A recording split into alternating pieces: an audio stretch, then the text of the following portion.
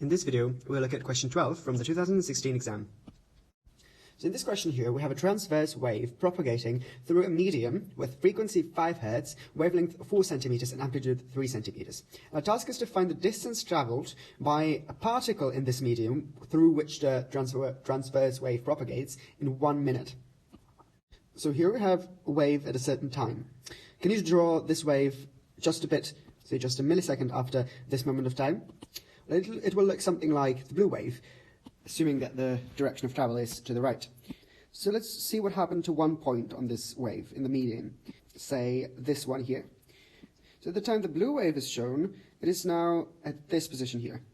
And even later, as we can see on the dark green wave, it will go up again by a bit.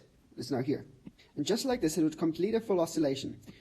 In other words, every point in the medium through which the wave propagates, even though the wave is transverse, it goes in this direction, the particles itself oscillate perpendicular to this direction, up and down, where half the distance here is amplitude A, so from a baseline 0 here to the extreme point.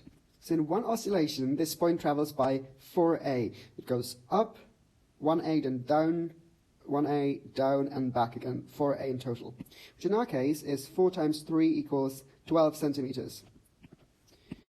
So to answer the original question, we now need to know how many oscillations occurred during this time of 1 minute. Fortunately, we have the frequency, and the period of the oscillations will be 1 over the frequency. So the time which it takes to complete one oscillation is 0.2 seconds, 1 over 5 Hertz. And the total number of oscillations completed during 1 minute is 60 seconds, that's 1 minute, divided by the time it takes for one oscillation to be completed, which is 300 oscillations in 1 minute. So we have 300 oscillations. During one such oscillation, we know that a particle will travel 12 centimeters in the medium, up and down and back up. So the total distance traveled by that point will be 12 centimeters times 300, which gives 3,600 centimeters. And that is our final answer, and in the exam, that was option E.